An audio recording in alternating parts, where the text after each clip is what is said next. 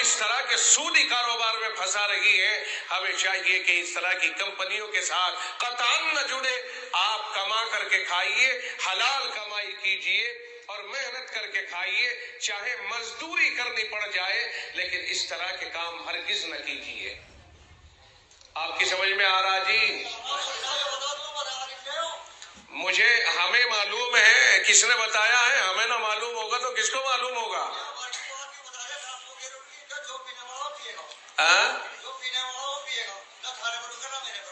تو بتانی چھوڑ دیں. اچھا پھر کیا بتائیں؟ آؤ یہاں کا تم بتاؤ, آ جاؤ.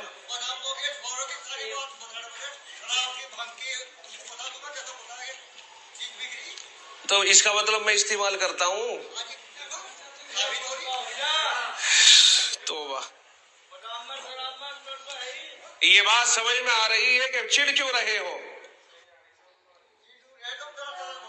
تو یہ شراب غلط ہے, یعنی شراب پر بولنا غلط ہے. آؤ میرے پاس, میں کتابیں دکھاتا ہوں میں تم کو.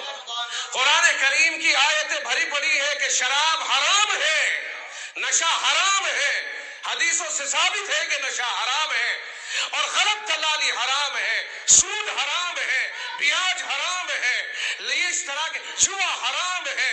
کون کہتا ہے کہ بھی یہ حرام نہیں ہے؟ ان میں ہم آپ کی سمجھ کر کے تقریر کریں گے, آپ ہمیں گائیڈ لائن دیں گے. جو چیزیں غلط ہیں وہ بتائی جائیں گی, معاشرہ جس چیز کے اندر پڑا ہوا ہے وہ بتایا جائے گا. آج نوجوان نشے میں پڑا ہوا ہے, برابر نشہ چل رہا ہے, لگاتار نشے کی طرف جا رہا ہے نوجوان. کیا نوجوان کو روکا نہیں جائے گا؟ کیا نوجوان کو سمجھایا نہیں جائے گا؟ بیاج کا کاروبار بڑھتا جا رہا ہے, حرام کھایا جا رہا ہے. اللہ کے نبی صلی اللہ علیہ وسلم کا ارشاد ہے, فرمایا جو آدمی 1 درہم کے برابر سود کھاتا ہے وہ اپنی ماں کے ساتھ زنا کرنے سے بڑا گناہ کرتا ہے. حدیثوں میں ہے.